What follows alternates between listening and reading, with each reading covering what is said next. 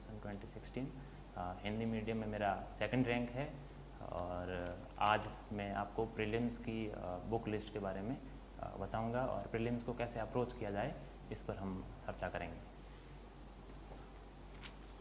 Prelims में जितने भी सेगमेंट्स हैं हम देखते हैं, ज्योग्राफी है, हिस्ट्री है, इकोनॉमी, करंट अफेयर्स आता है, साइंस है और एनवायरनमेंट और आर्ट एंड कल्चर से रिलेटेड क्वेश्चंस आते हैं। तो उनके लिए क्या अप्रोच होनी चाहिए, क्या क्या सोर्सेज इस्तेमाल किए जाने चाहिए और किस हिसाब से किस तरीके से पढ़ाई की जानी चाहिए, उस पर हम विस्तार से चर्चा करेंगे। और दूर दराज के लोग जो दिल्ली एफर्ट नहीं कर सकते हैं, विशेष रूप से उनके लिए ये इनिशिएटिव है। तो मैं ज्योग्राफी से शुरुआत करता हूँ कि ज्योग्राफी को कैसे पढ़ना चाहिए, क्या क्या सोर्सेज इस्तेमाल किए जाने चाहिए और पिछले सालों के पेपर्स को कैसे साथ में रखते हुए हम ज्योग्राफी के क्वेश्चंस को डिस्कस करते हैं।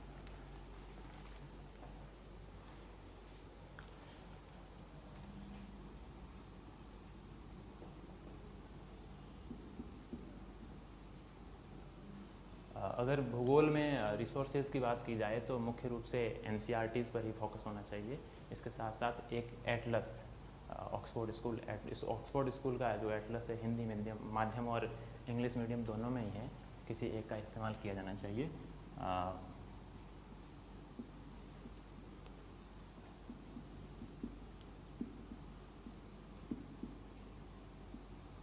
एनसीईआरटीज़ क्लास 8 से क्लास 12 तक विशेष रूप से इस्तेमाल की जानी चाहिए, क्योंकि मैक्सिमम क्वेश्चंस जैसा कि हम पिछले सालों में देखते हैं प्रीलिम्स में सीधे से अच्छे से आते हैं। यहाँ से वर्बिटम टू द सीधा लाइन उठा रही है यूपीएससी और एग्ज़ाम में पूछते हैं क्वेश्चंस। तो एनसीईआरटीज़ मेन सोर्स है, ऑथेंटिक सोर्स है। इसके साथ साथ एक एटलस,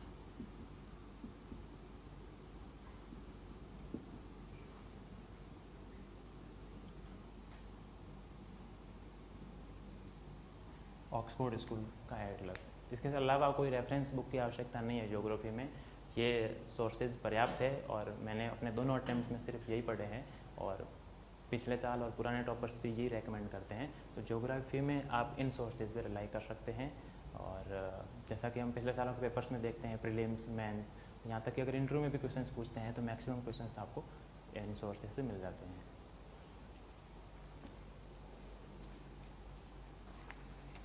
ज्योग्राफी के बाद जब हम जीएस की बात करते हैं तो मुख्य रूप से तो दूसरा सेगमेंट आता है वो हिस्ट्री है, क्योंकि हिस्ट्री से हर साल तकरीबन 18 से 20 क्वेश्चंस पूछे जाते हैं प्रीलिम्स में और मेंस में भी ज्योग्राफी में जीएस फर्स्ट पेपर में 7-8 क्वेश्चंस हर साल रहते हैं। तो हम हिस्ट्री के भी बुक लिस्ट की बात करते हैं।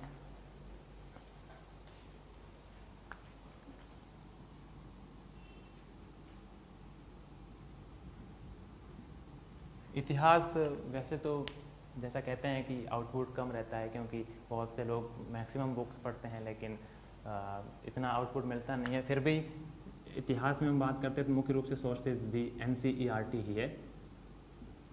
एनसीईआरटी में मुख्य रूप से ओल्ड एंड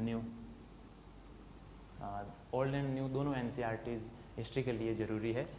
ओल्ड एनसीईआरटी में सिर्फ 11th और 12th क्लास की और न्यू एनसीईआरटी में 6, 7, 8 और 12th क्लास की।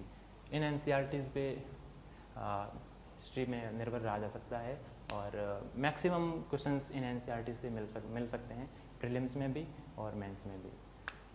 जैसा कि ओल्ड एनसीईआरटी की जो 11th की बुक्स है वो प्राचीन भारत का इतिहास और मध्यकालीन इतिहास में है और जो 12th की है बुक्स है वो वर्ल्ड हिस्ट्री पे है और एक किताब है वो आधुनिक भारत के इतिहास पे है। और जो न्यू एनसीईआरटी है इसमें 6, 7, 8 इसकी जो पुस्तकें हैं वो हमारे अतीत नाम से आती है। इसमें मुख्य रूप से आर्ट एंड कल्चर के जो क्वेश्चन है वो मिल जाते हैं। इसके साथ साथ जो 12th की बुक्स है कि हम इतिहास के कुछ विषय वो तीनों सेगमेंट को कवर करती है, प्राचीन भारत का इतिहास, मध्यकालीन भारत का इतिहास और आधुनिक भारत का इतिहास। मैंने ये किताबें रेफ़र की थी अपने दोनों अटेम्प्ट्स में और मुझे भरपूर सहायता मिली इतिहास में इन सोर्सेज से। और प्रीलिम्स, मेंस, इंटरव्यू तीनों सेगमेंट्स में तीनों जगह इन पे आप रिलाई कर सकते हैं।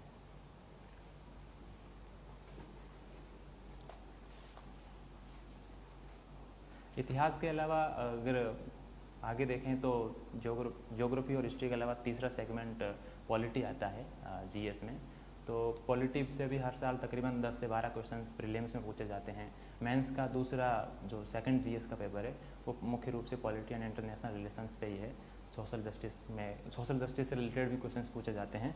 तो पॉलिटी के लिए कौन कौन सी बुक्स रेफ़र की जानी चाहिए ये हम चर्चा करते हैं अभी।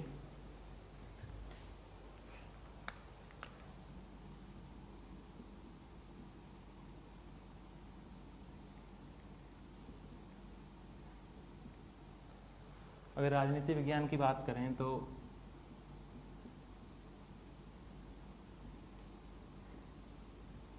NCERT's 11th और 12th क्लास की NCERT 11th क्लास में जो हमारा संविधान नाम से एक पुस्तक है उनमें से सीधे क्वेश्चंस प्रीलिम्स में पूछे जाते हैं।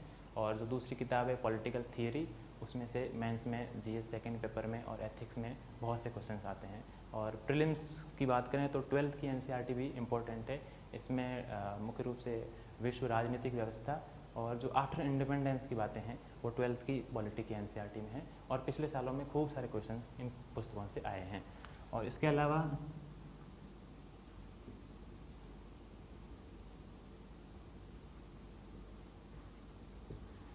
एक रेफरेंस बुक की बात की जाए तो एम लक्ष्मीकांत है ही। एम लक्ष्मीकांत बहुत ही लोकप्रिय और ऑथेंटिक किताब है। मैंने भी अपने दोनों अटेम्प्ट्स में इसकी भरपूर सहायता ली है। तो पॉलिटी के लिए ये लिमिटेड रिसोर्सेज है और इनका इस्तेमाल करके आप सफलता प्राप्त कर सकते हैं।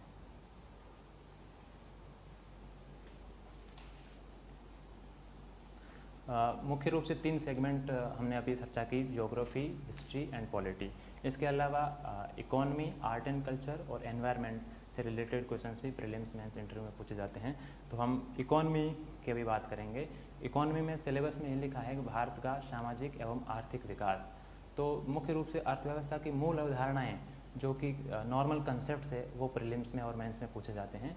गहन अध्ययन की आवश्यकता नहीं है इकोनॉमी में, क्योंकि banking, money and market, share market और जितनी भी सोशल और इकोनॉमिक इंफ्रास्ट्रक्चर के लिए स्कीम्स है गवर्नमेंट की, उनसे रिलेटेड क्वेश्चंस पूछे जाते हैं। तो अर्थव्यवस्था की मूल समझ होनी चाहिए कि आरबीआई जैसे इन्फ्लेशन को कैसे कंट्रोल करता है, इन्फ्लेशन क्या होती है, ऐसे।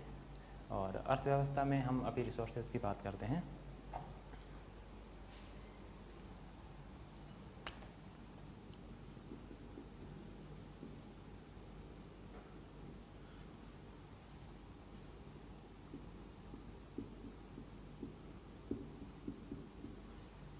NCERT इकोनॉमी के लिए बहुत ही आवश्यक सोर्स है। क्लास 11th की NCERT है भारत का आर्थिक विकास। बहुत ही अच्छी किताब है। इसमें पॉवर्टी, अनएम्प्लॉयमेंट, सोशल इंफ्रास्ट्रक्चर और भी बहुत सारे इश्यूज़ भी अच्छी सिंपल लैंग्वेज में एग्जाम्पल्स के साथ बताया गया है। इसके अलावा 9th और 10th की NCERT भी समझ विकसित करने के लिए आवश्यक है। वैकल्पिक है वैसे, अगर आप इस्तेमाल करें तो अच्छी बात है, नहीं तो कोई ज़रूरी नहीं है। अगर रेफरेंस बुक की बात की जाए तो मैंने NCERT में कोचिंग क्लासेस के नोट्स इस्तेमाल किए थे।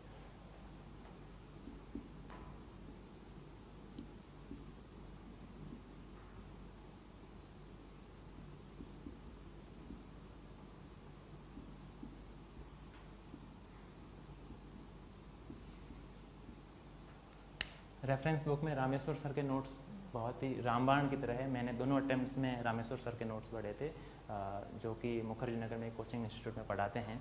रामेश्वर सर के नोट्स से सीधे प्रीलिम्स और मेंस में क्वेश्चंस आते हैं। ये इको सर्वे को अच्छे से कवर कर लेते हैं। इसके अलावा मृणाल की वीडियोज़ है जो ऑनलाइन है, ओपन सोर्स है, उनका इस्तेमाल करके इकोनॉमी में आप अप्रोच कर सकते हैं।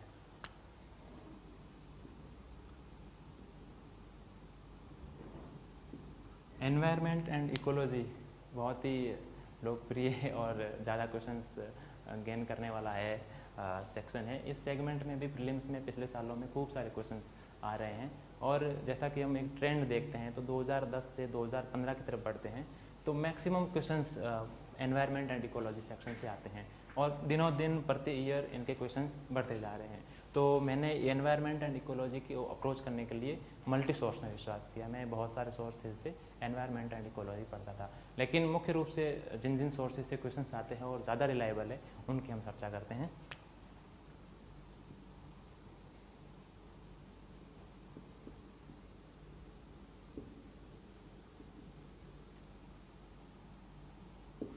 NCERT है, ओल्ड NCERT 12th क्लास की बायोलॉजी की।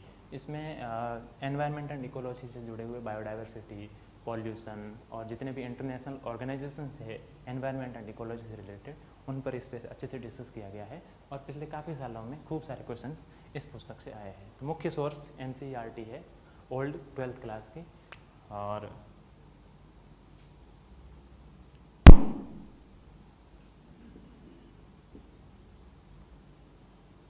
इसके अलावा दृष्टि के विशेषांक का भरपूर इस्तेमाल किया जा सकता है। ये बहुत ही व्यापक और सारगर्भित पुस्तक है। मैंने दोनों अटेम्प्ट में इसका इस्तेमाल किया है और जो सेगमेंट्स, जो सेक्शंस एनवायरनमेंट में हैं और अन्य पुस्तकों में कवर नहीं होते हैं, उनके लिए दृष्टि विशेषांक का सहारा लिया जा सकता है। और क्वेश्चंस भी आए हैं पिछले सालों में, हमने देखे हैं। तो एनवायरनमेंट के लिए ये लिमिटेड सोर्स है और इनको अप्रोच करके आप मतलब विश्वास कर सकते हैं कि आप एनवायरनमेंट एंड इकोलॉजी सेक्शन में अच्छा स्कोर कर पाएंगे। तो economy, environment and ecology, geography, history और पॉलिटी, ये जो 5 मेजर सेगमेंट हो गए। इसके अलावा एक सेगमेंट आता है, वो है आर्ट एंड कल्चर का। तो आर्ट एंड कल्चर को हम हिस्ट्री से अलग करके नहीं देख सकते, ये हिस्ट्री में जुड़ा हुआ है। जैसे कि आप NCERT old 11th class RS Sharma की पढ़ेंगे तो उसमें प्रत्येक चैप्टर में या 3-4 चैप्टर के बाद एक वैल्यू एडिशन आता है आर्ट एंड कल्चर का, जिसमें आपको architecture, painting, music, dance, drama सब के बारे में बताया गया है। तो आर्ट एंड कल्चर के लिए इतिहास के जो सोर्सेज है उन पे रिलाई कर सकते हैं। इसके अलावा किसी विशेष सोर्स की आवश्यकता नहीं है। फिर भी अगर आप पढ़ना चाहें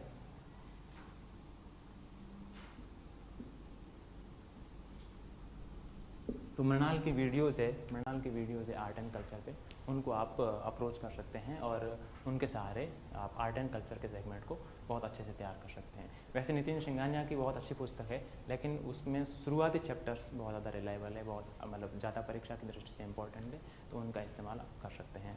तो geography, history, polity, environment, ecology और इकोनॉमी हो गया। अब मुख्य सेक्शन जो प्रीलिम्स की बुक लिस्ट का बचता है वो है करंट अफेयर्स। तो करंट अफेयर्स के लिए जिसमें पिछले सालों में क्वेश्चंस की जो रफ्तार है, जो ट्रेंड है, वो बिल्कुल चेंज हो गया है। हम पिछले साल की बात करें CSE 2016 की, तो उसमें तो तकरीबन 40 क्वेश्चंस आ गए, 40+ क्वेश्चंस आए हैं करंट अफेयर्स से।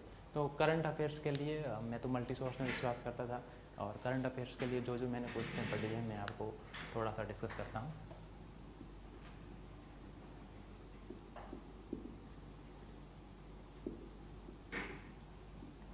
करंट अफेयर्स के लिए सबसे पहली बात है कि आप कौन सी मैगज़ीन पढ़ते हैं, कौन सा न्यूज़पेपर आप फॉलो करते हैं। तो मैंने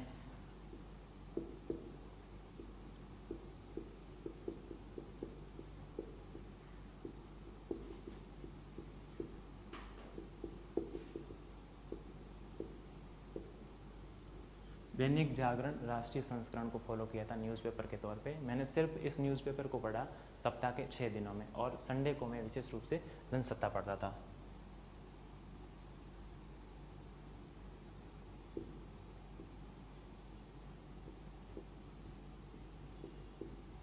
संडे को जनसत्ता का विशेषांक पढ़ना, संपादकीय पढ़ना बहुत ज़्यादा फायदेमंद होता है। निबंध में, पेपर GS2 में और एथिक्स में खूब सारे जो आप डेली लाइफ के एग्जाम्पल्स लिखते हैं, उनमें जनसत्ता और जागरण से बहुत सारे एग्जाम्पल्स आपको मिल सकते हैं जो GS के प्रत्येक पेपर में आपकी हेल्प करते हैं। और एक खास बात, मेरा जो हिंदी लिटरेचर ऑप्शनल था, तो लिटरेचर में मुख्य रूप से जैसे किसानों की बात है, मजदूरों की बात है, या फिर पूंजीवाद और समाजवाद का जो टकराट है, उसके खूब सारे अभी डेली लाइफ के एग्जाम्पल, रिसेंट एग्जाम्पल्स आपको न्यूज़पेपर में मिल सकते हैं। उनका आप अपने न्यूज़पेपर्स में यूज़ करके अपने आंसर्स को वेरीफाई कर सकते हैं कि जो आपने बात कही है वो रिसेंट में हो रहा है, और तो आपकी बातों की सत्यता सिद्ध हो जाएगी और एग्जामिनर आपको अच्छे मार्क्स अवार्ड करेंगे। तो न्यूज़पेपर्स में तो ये हुआ। इसके अलावा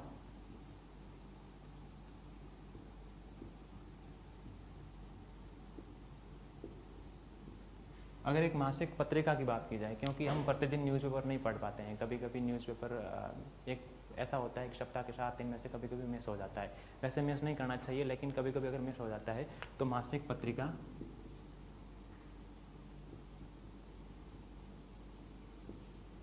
विजन IAS की मंथली मैगजीन आती है, हिंदी इंग्लिश दोनों में अवेलेबल है और ओपन सोर्स है।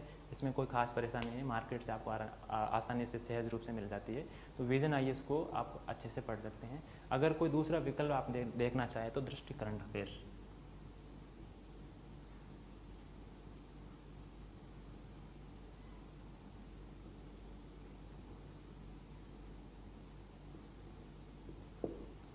मैं विजन IAS और दृष्टि करंट अफेयर्स टुडे दोनों को फॉलो करता था। दृष्टि मैगजीन का जो आलेख खंड है वो विशेष रूप से इम्पोर्टेंट है, क्योंकि उस आलेख में थॉरोली आपको 5-7 पेज में एक इश्यू पे अच्छे से बताया जाता है। अगर आपने वहाँ से अच्छे से कर लिया तो दूसरी जगह से आपको पढ़ने की आवश्यकता नहीं रहती है। और जो विजन IAS का जो मटेरियल है उसका जो कवरेज है, उसका जो दायरा है वो बहुत व्यापक है, इसलिए कोई भी मेंस का GS का क्वेश्चंस इन दो मैगजीन्स, इन दो सोर्सेज से बच कर नहीं निकल सकता। इसलिए मैक्सिमम आप मंथली मैगजीन में इन दोनों को फॉलो कर सकते हैं और न्यूज़पेपर में जागरण और जनसत्ता में से कोई एक पढ़ सकते हैं। जागरण तो पढ़ना ही है, जागरण का जो कवरेज है वो विशेष रूप से हिंदू के बराबर है। तो ये हुई चर्चा current affairs, political science, history, geography, economy और एनवायरनमेंट एंड इकोलॉजी। मुख्य रूप से मैंने इन्हीं सोर्सेज का प्रीलिम्स में भरपूर रूप से इस्तेमाल किया और मेरे प्रीलिम्स में मार्क्स भी अच्छे रहे हैं। इस साल मैंने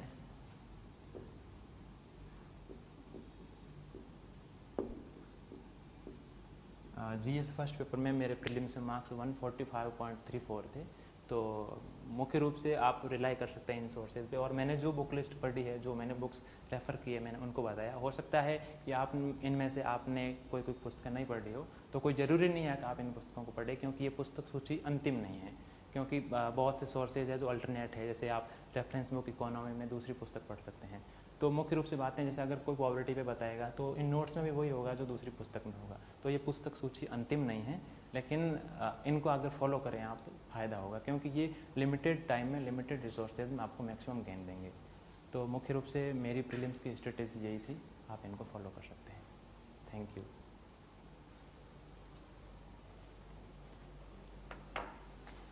थैंक यू फ्रेंड्स, ये मेरे प्रीलिम्स की बुक लिस्ट थी जो मैंने शेयर की, जो मैंने फॉलो की थी।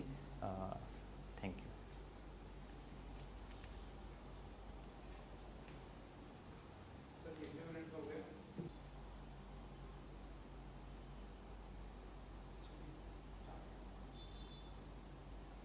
हेलो फ्रेंड्स, अब प्रीलिम्स से थोड़ा आगे बढ़ते हैं, हम मेंस के कुछ पेपर्स पर डिस्कस करते हैं। और अभी मैं इस वीडियो में आपको GS पेपर 1, जिसमें हिस्ट्री, ज्योग्राफी और सोसाइटी से रिलेटेड क्वेश्चंस आते हैं, GS पेपर 4 जो मुख्य रूप से एथिक्स पर केंद्रित है, और न्यूज़पेपर कैसे पढ़ा जाए, हम इस वीडियो में इन 3 सेगमेंट्स पर बात करेंगे। तो चलो हम शुरुआत करते हैं GS पेपर 1 पे। ये पिछले साल का पेपर है, सिविल सर्विसेज एग्जामिनेशन 2016 का। इसमें GS पेपर 1 का पेपर है। किस प्रकार के क्वेश्चंस आते हैं, क्या सिलेबस में क्या क्या सेगमेंट्स इंक्लूड है GS पेपर 1 में, और उनको कैसे अप्रोच किया जाए, हम इन सारे मुद्दों पर चर्चा करेंगे अभी। GS पेपर 1 में मुख्य रूप से हिस्ट्री से रिलेटेड क्वेश्चंस आते हैं। इसमें तकरीबन 7-8 क्वेश्चंस रहते हैं हर साल। ज्योग्राफी से रिलेटेड 6-7 क्वेश्चंस रहते हैं, और सोसाइटी और सोशल डेवलपमेंट से रिलेटेड 7-8 क्वेश्चंस रहते हैं। तो हिस्ट्री में बुक लिस्ट की तो मैंने जैसे कि बात की थी, वही है NCERT, जैसा कि हमने प्रीलिम्स की बुक लिस्ट में बताया था। 11th 12th old, 6, 7, 8 and 12 new. इसके अलावा जो प्रीलिम्स में जो सेगमेंट नहीं है हिस्ट्री का, वो है वर्ल्ड हिस्ट्री, जो मेंस में पूछा जाता है मुख्य रूप से। इसमें 2-3 क्वेश्चन हर साल पूछते हैं। तो वर्ल्ड हिस्ट्री के लिए अर्जुन देव की NCERT को आप रेफर कर सकते हैं।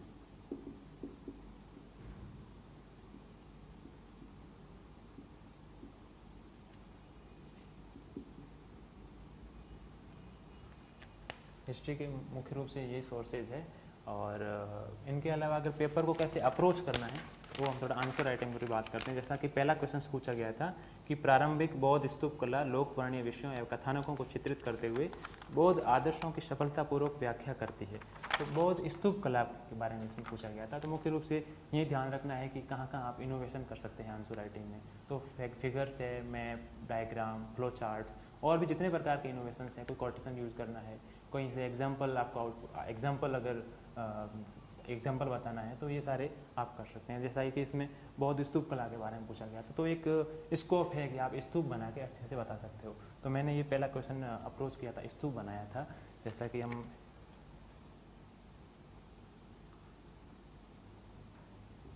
ऐसे बना सकते हैं, ये स्तूप की हर्मिका है, प्रवेश द्वार है, प्रदक्षिणा पथ है, और किस प्रकार से स्तूप में पेंटिंग वो बनाते थे, बौद्ध काल के दौरान। तो इनोवेशंस का जितना भी स्कोप अगर आपको दिखता है तो आप इसमें इनोवेशन कर सकते हैं, जैसा मैंने स्तूप बनाया था। दूसरा क्वेश्चन है कि विजयनगर नरेश कृष्णदेवराय न केवल कुशल विद्वान थे बल्कि विद्या एवं साहित्य के महान संरक्षक भी थे। तो इस क्वेश्चन में भी स्कोप दिख रहा है कि आप इनोवेशन करो, एग्जामिनर को ये बताओ कि विजयनगर कहाँ पर है और कृष्णदेवराय ने क्या क्या किया था। तो खूब सारे एग्जाम्पल्स इसमें हम पुट कर सकते हैं कि विजयनगर खुद ने कृष्णदेवराय ने खुद ने वो भी विद्वान थे और उनका जो अष्टदिग्गज जो मंडली थी वो कला के सभी रूपों को वो प्रोत्साहित करते थे, संरक्षित करते थे। और जो उनके एक आमुक्त माल्य जो तेलुगु विद्वान थे, जो आमुक्त माल्य जो उन्होंने लिखा था, उनको भी एग्जाम्पल्स के थ्रू आप वेरीफाई कर सकते हो ताकि आपका आंसर है वो सॉलिड बने, सटीक बने और आपको मैक्सिमम मार्क्स अवार्ड करे। इसी प्रकार से तीसरा क्वेश्चन है कि 1857 का विद्रोह एक मतलब ऐतिहासिक मोड़ था। कहते हैं कि ये ब्रिटिश पॉलिसी के लिए important watershed in the evolution of British policies towards colonial India. तो ये बता सकते हैं कि 1857 की क्रांति किस प्रकार से अंग्रेज़ों को मजबूर किया उन्होंने कि वो संवैधानिक विकास में चेंजेज लाए, लोगों के चरित्र में किस प्रकार से उन्होंने चेंजेस किया, उन्होंने सेना में किस प्रकार पुनर्गठन किया। तो ये सारी बातें हम इसमें अप्रोच कर सकते हैं। एक क्वेश्चन है कि गांधी जी और सुभाष जी की जो सुभाष बोस का जो तुलना की है, तो उन तुलना करते वक्त हम ये बता सकते हैं कि एक टेबल बना दिया जाए, यहाँ लिख दो महात्मा गांधी या सुभाष चंद्र बोस, फिर उनमें क्या क्या डिफरेंसेस थे।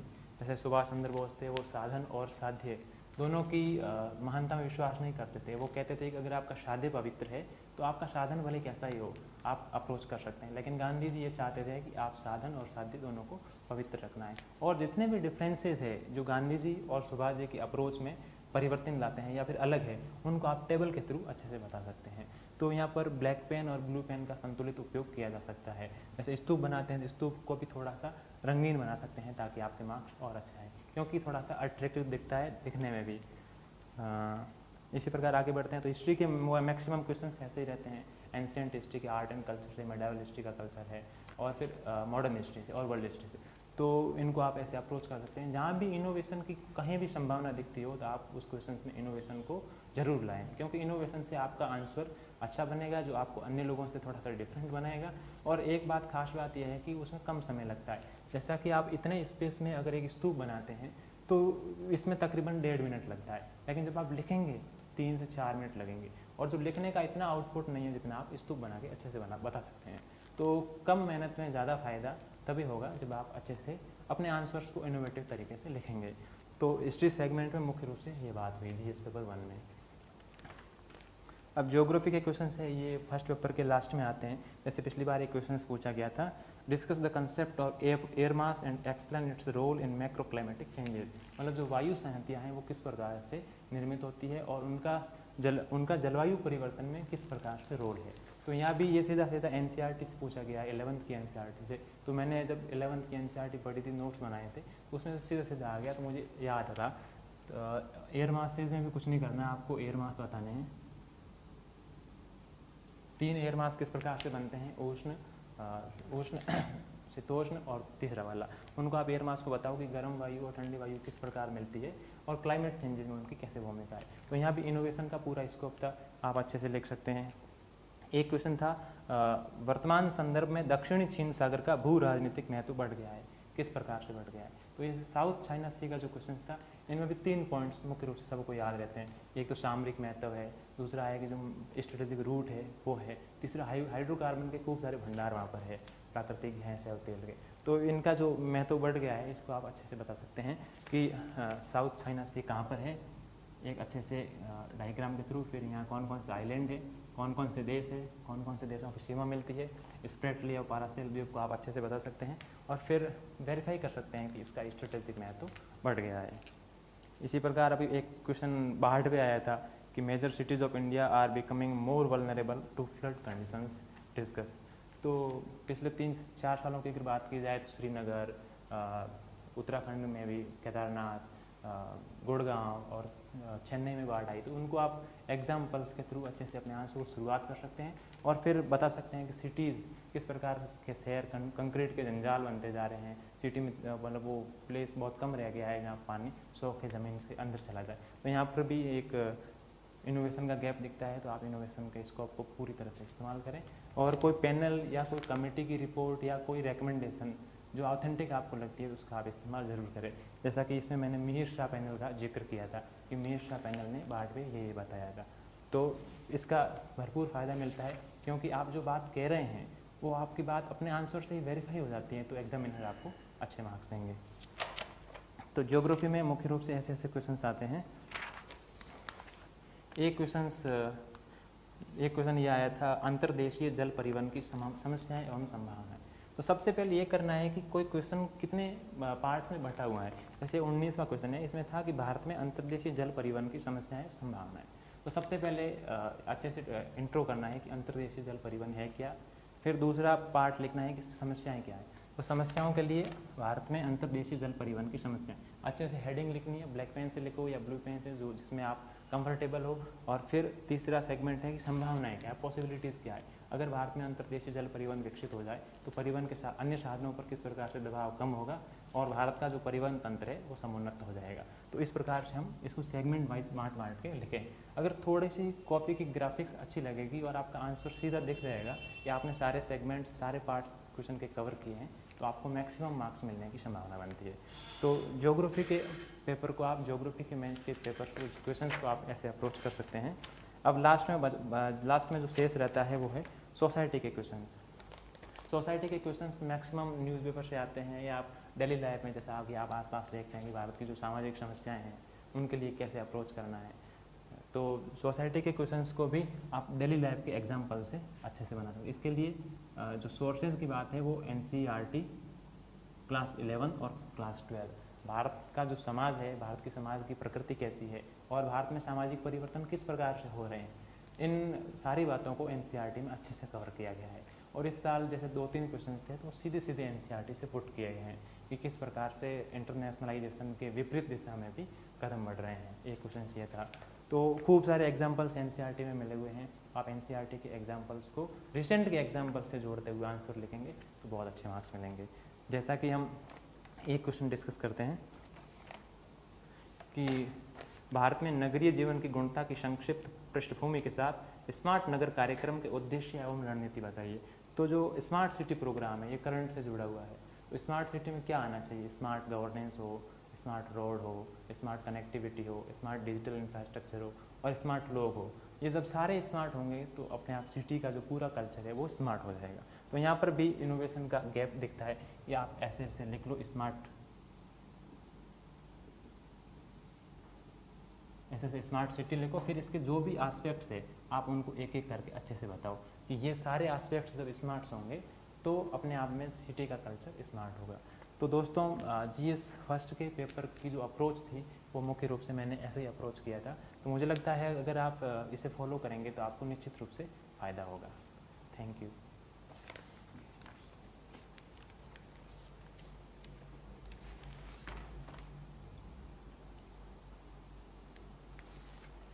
GS पेपर 1 के बाद हम सीधा एथिक्स के पेपर पे आते हैं कि एथिक्स का पेपर जैसे कि आजकल बहुत ज़्यादा इंपॉर्टेंट हो गया है।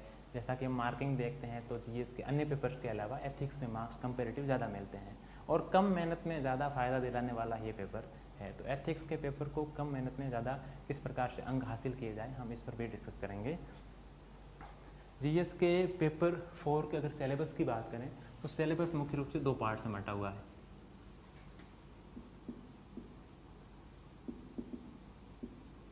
एक है ट्रेडिशनल पार्ट और जो दूसरा पार्ट है वो केस स्टडीज़ का। ट्रेडिशनल पार्ट को तो मैंने मुख्य रूप से NCERT और सेकेंड ARC से फॉलो किया था क्योंकि हम पिछले 3-4 साल के पेपर्स को जब एनालाइज करते हैं तो मैक्सिमम क्वेश्चंस ट्रेडिशनल पार्ट से मिल जाते हैं। तो इनके लिए अगर सोर्सेज की बात की जाए तो सेकेंड ARC की जो 4th रिपोर्ट है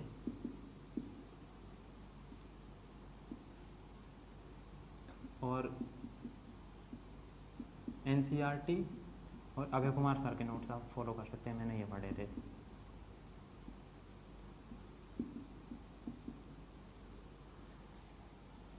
प्रोबेबिलिटी इन गवर्नेंस क्या है, एटीट्यूड क्या है, मॉरलिटी क्या है, किस प्रकार से इमोशनल इंटेलिजेंस को समझा जाता है। तो ये सारा जो स्टैटिक पार्ट है आप इनको इन सोर्सेज से कर सकते हैं। और जो केस स्टडीज़ है उनके लिए तो कोई विशेष रणनीति मैंने इस्तेमाल नहीं की थी, जैसा केस स्टडी में पूछा गया है वैसा अच्छे से बताया और किसी डेली लाइफ के एग्जाम्पल से या कोई रिसेंट एग्जाम्पल से उस केस स्टडी को फॉलो कर दिया। जैसा कि सेकंड ARC से इस साल खूब सारे क्वेश्चन सीधे सीधे पूछे गए, जैसे गांधी जी के 7 पाप क्या है, उन पापों की संकल्पना क्या है। तो ये गांधी जी के 7 सिन का जो कॉन्सेप्ट है सीधे तौर पे NCERT की सेकंड ARC की रिपोर्ट से पूछा गया है।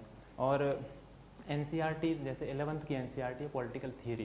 पॉलिटिकल थियरी में से जॉन रॉल्स को सीधे सीधे उन्होंने उठाया और पूछा है कि जॉन रॉल्स की जो न्याय की संकल्पना है वो क्या है, किस प्रकार न्याय की संकल्पना को जॉन रॉल्स देखते हैं। तो NCERT भी फॉलो की जानी चाहिए। और सेकंड ARC की जो 4th रिपोर्ट है एथिक्स इन गवर्नेंस, उनको भी फॉलो करके आप एथिक्स में अच्छे अंक हासिल कर सकते हैं। इसके अलावा अभय कुमार सर के नोट्स है जो बहुत ही रिलायबल है और मैंने दोनों अटेम्प्ट्स में इस्तेमाल किए हैं। और एथिक्स में अच्छे अंक लाने में ट्रेडिशनल पार्ट का बहुत अच्छा रोल है। शुरुआत के 100 मार्क्स ट्रेडिशनल पार्ट्स के आते हैं और जो 150 मार्क्स है वो मुख्य रूप से केस स्टडीज़ पे रहते हैं। केस स्टडीज़ को सॉल्व करने में मेरी जो रणनीति थी, सबसे पहले मैं खंडों में बांटता था क्वेश्चंस को।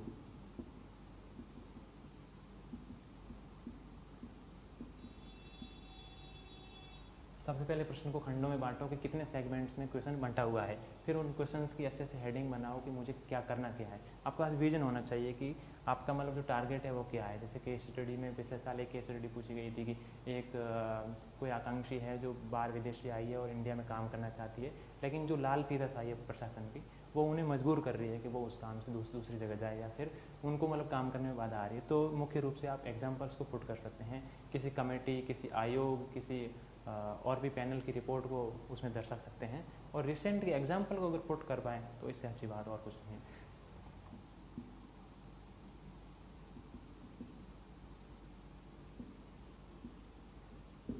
जब न्यूज़पेपर पढ़ते हैं या किसी मैगजीन को फॉलो करते हैं तो खूब सारे एग्जाम्पल्स तरह तरह के विषयों पर आते हैं। उन तरह तरह के एग्जाम्पल्स को आपके माइंड में याद रखना है जितना पॉसिबल हो सके। फिर उन एग्जाम्पल्स का जिस संदर्भ में इस्तेमाल करना है वो ट्रिक आपको सीखनी होगी। जैसे कि न्याय की संकल्पना पर थे तो न्याय पर जॉन रॉल्स ने भी कहा है, अन्य विद्वानों ने भी कहा है, तो रॉल्स की आप तुलना कर सकते हैं कि उनसे किस प्रकार अलग है। इसी प्रकार केस स्टडीज़ में मेरी कोई विशेष रणनीति नहीं थी, बस जैसा केस स्टडी में पूछा गया है मैं वैसा ही सॉल्व करके लिखता था। और एथिक्स में मुझे ठीक ठाक अंक प्राप्त हुए हैं। तो एथिक्स में मुख्य रूप से मेरा इन सोर्सेज पे मैंने रिलाई किया और मेरी यही रणनीति थी। हाँ, ट्रेडिशनल पार्ट पे मैंने थोड़ा अच्छे से पढ़ा था क्योंकि लिटरेचर बैकग्राउंड था, तो ट्रेडिशनल पार्ट के खूब सारे क्वेश्चंस मैंने लिटरेचर, किसी साहित्य की उक्ति से, किसी कोटेशन से बातों को वेरीफाई किया। तो GS4 और GS1 की यही सारी बातें हैं। GS1 और GS4 के अगर अलावा बात करें तो जो न्यूज़पेपर है, न्यूज़पेपर को कैसे रीड किया जाए। न्यूज़पेपर की आजकल बहुत ही भूमिका बढ़ गई है क्योंकि करंट अफेयर्स के सिवा आप इस एग्ज़ाम को अगर पास नहीं कर सकते, क्योंकि करंट अफेयर्स की तकरीबन प्रीलिम्स में तो है ही, मेंस में बहुत सारी भूमिका है। GS के पेपर 2nd और GS पेपर 3rd की बात करें तो maximum questions current affairs, current issues से सीधे सीधे उठ के आ जाते हैं। तो न्यूज़पेपर को कैसे रीड करना है, कौन सा न्यूज़पेपर फॉलो करना है, कितना समय लगाना न्यूज़पेपर पढ़ने में, तो हम ये अभी डिस्कस करेंगे। जहाँ तक न्यूज़पेपर की बात है तो मैक्सिमम आपको 2 न्यूज़पेपर पढ़ने हैं, मिनिमम 1।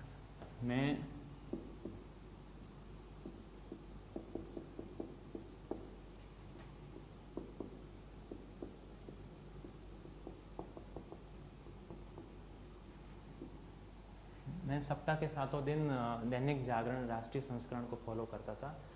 ऐसा कभी कभी होता है कि न्यूज़पेपर आपका मिस हो जाता है, उस दौरान भी आप कोशिश करो कि कम से कम हेडिंग को पढ़ लो और जो इम्पोर्टेंट न्यूज़ है उसको कवर कर लो। अदरवाइज़ न्यूज़पेपर बहुत ज़रूरी है, करंट के सारे इश्यूज़ को कवर करता है। और जहाँ तक जागरण की बात है तो ये बहुत ही हॉलिस्टिक और एक सिस्टमेटिक न्यूज़पेपर है।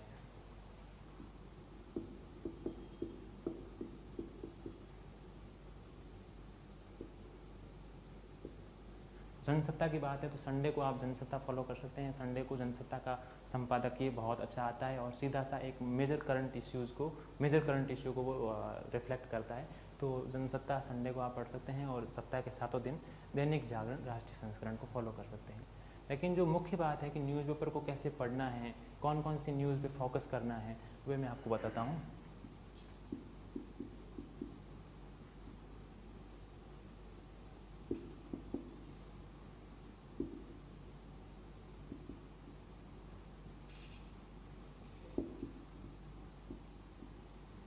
इंटरनेशनल इश्यूज़ और बिजनेस और इकोनॉमिक रिलेटेड इश्यूज़ और नेशनल इश्यूज़, इनसे जुड़ी हुई जो न्यूज़पेपर में बातें हैं उनको आप अच्छे से फोकस करिए, क्योंकि मैक्सिमम क्वेश्चंस उन्हीं पे आते हैं।